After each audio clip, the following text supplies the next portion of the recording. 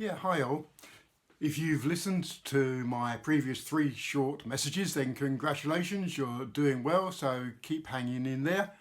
Today's short message is one of the probably biggest lessons that I think I've learned in the latter part of my adult life.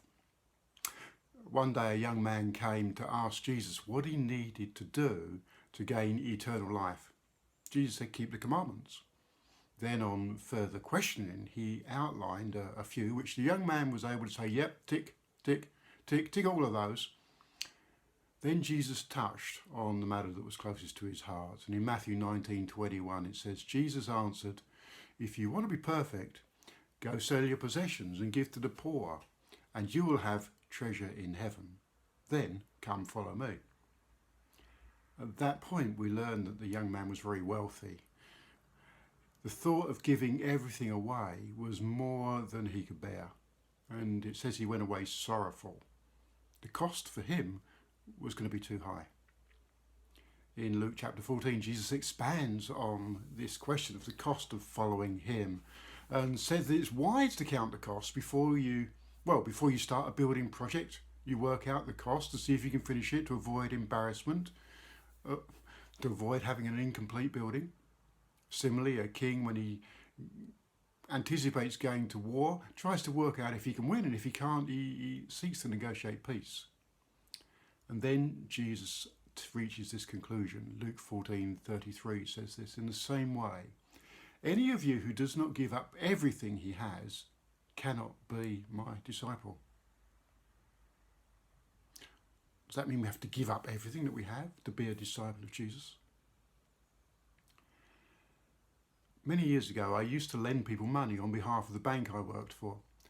And if they could demonstrate that they could afford to repay the loan, I granted it. If they couldn't, then I didn't. It was as simple as that.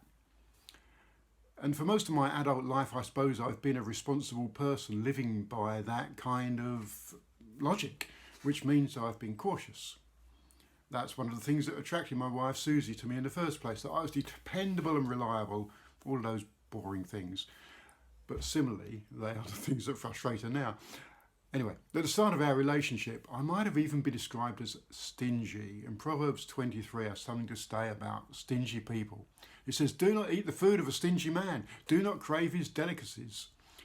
For he is the kind of man who's always thinking about the cost.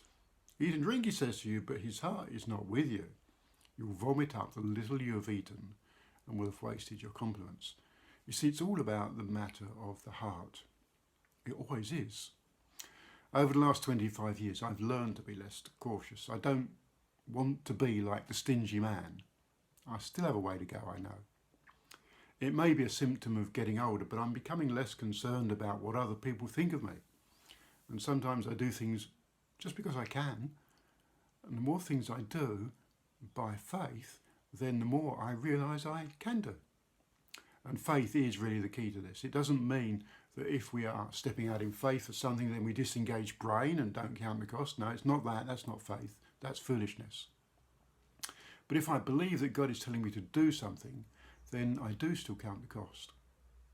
Now, if you're like us, you're fans of the TV series This Is Us, you'll know that there's a couple in there called Randall and Beth, and they regularly play a game of worst case scenario. And that's something that Susie and I love to do. What is the worst case scenario if you make this decision? What's the worst that can happen? And can I live with that? And if we can, then the answer is yes, let's go. On the other hand, can I bear the consequences of not following the thing I believe God has asked me to do? Following the vision may cost you your life, literally taking up your cross.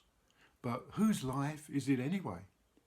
You see, we can lose life and we can find life.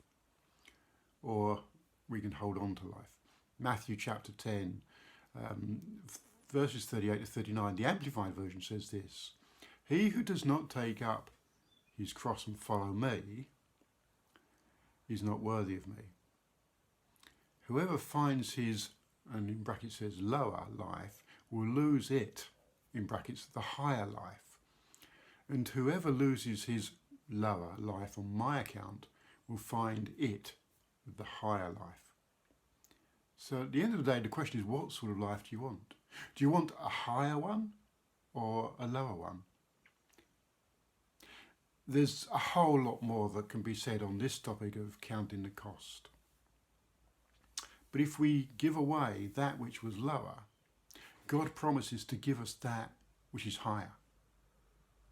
Now, I appreciate that may take some getting your head around. It did for me.